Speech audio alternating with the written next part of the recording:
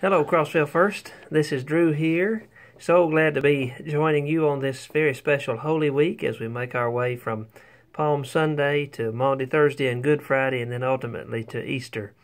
Just was so pleased with everything last Sunday. I thought we had a great day of worship. It was a very special Palm Sunday experience.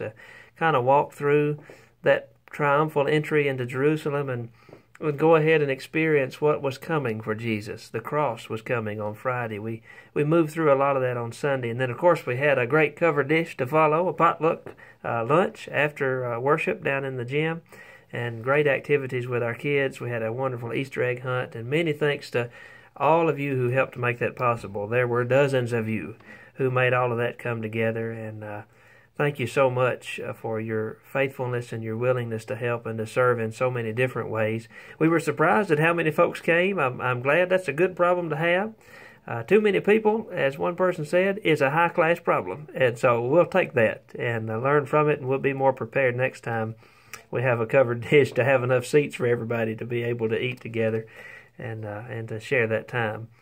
Anyway, it was a very special day, and I have a palm branch from Sunday, and I just have thought about this. These palm branches from Palm Sunday so quickly become the cross of Good Friday, I think it's right to say. We are walking this journey this week, moving from the great celebration of Jesus entering Jerusalem through the experience of that Passover meal, what we call the Last Supper, which we'll celebrate Thursday night and remember Thursday night with a very special dramatic reenactment. And ultimately, I think they become the cross of Good Friday, a cross that Jesus has borne for us in our place, and so that we can forever have life with Him and with God, His Father and our Father. And we are thankful for that gift.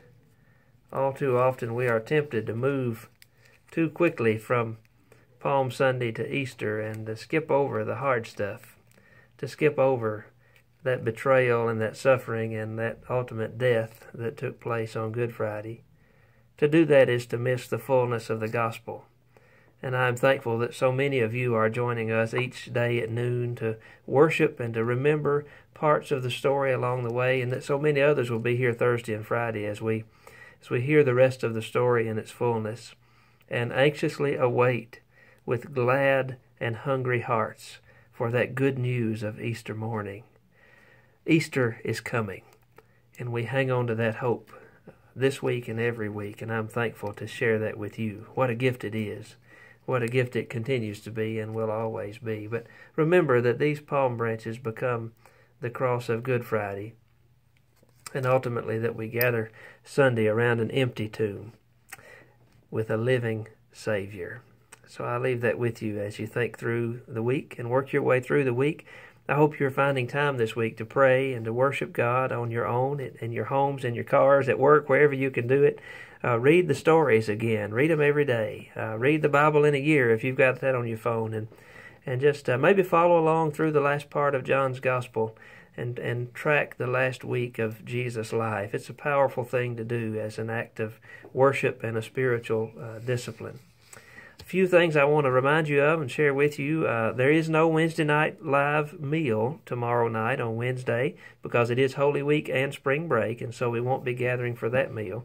We will have, though, at noon each day, we continue to have our worship services followed by our lunch together over in the annex. I hope you'll join us for that. We'll get you back to work by 1 o'clock every day. We haven't missed it yet, and that's going to be good. I think tomorrow we have Lewis Davis from Pomona, and then Thursday, Don Anderson from out at Line Area Church of Christ, and then on Friday, Monica Mowdy from Homestead United Methodist Church. So it's a great week of preaching, and we'll be together again tomorrow at noon. Remember, Maundy Thursday service at 7 o'clock Thursday night and Good Friday service at 7 o'clock Friday night. Two very special times to be together in worship. And don't forget about Easter Sunday. We have a 6:30 sunrise service out at the campground. We'll have Scott Looney leading our worship and Wayne Shadden bringing an Easter message for us. I'm thankful to those two gentlemen and for all the others who'll be helping them make that happen. we're excited to be together for that time on Easter Sunday morning at the sunrise service. And then remember that we've got our 10th anniversary in the new sanctuary, 10th anniversary brunch at 9 a.m. down in the gym. We've got Brian Lewis preparing a feast for us, a brunch to share as we celebrate 10 years in the new sanctuary. And then, of course, the main event, 10 o'clock, worship in the sanctuary, where we will celebrate and praise God for that empty tomb. If you got folks in your life, we say this all the time, but I mean it on Easter Sunday. If you got folks in your life that are asking, what is all of that church stuff about? Why do you go to church every Sunday? Bring them this Sunday. Bring them on Easter Sunday, because they're going to hear the whole story. I feel it in my bones. We're going to hear the good news of Jesus Christ in its fullness on Sunday morning. And if they're asking that question, there is no better time to bring them to church with you. Remember to invite them well, pick them up at home, bring them with you to brunch, and let's feed them and let's have worship. Take them out to lunch after if you can, or to your home with your family celebration, whatever you can do. But let's reach out to the folks around us that are hungry for this good news of God's love that lives in our hearts each and every day. The same good news that you live in your life each and every day. I know, because I see you doing it, and I thank God for you. I want you to also remember one more thing. Well, I'll think of it in a minute. Just remember about Easter. Oh, the Easter baptisms following worship. We have at least one, maybe a few Easter baptisms to follow after worship on Sunday. We'll go out to the treehouse, to the lake out there, and celebrate a baptism that will be very special. And so I look forward to sharing that time with you. And as I close, I just want to ask you to pray for our sister Martha Derryberry in Bedell, and for her daughter Carol and niece Kim, and for the rest of the family who are watching and waiting with her, standing by her side. She is having a hard time and needs our prayers and support. Doesn't need any visitors, but text messages are more than welcome. Cards that you can send to the house.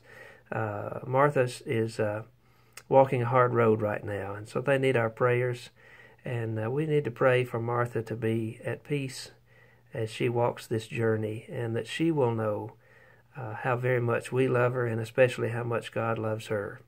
I've been to see her Sunday, and I think Summer's going to go tomorrow and visit with her. She's in good spirits, but her situation is difficult at the present time. I don't want you to be surprised by that. So anyway, hold Martha in your prayers, and Bedell too. And know that we love you. We're praying toward this Easter Sunday celebration, and I look forward to being together all this week. It's going to be great. Thank you.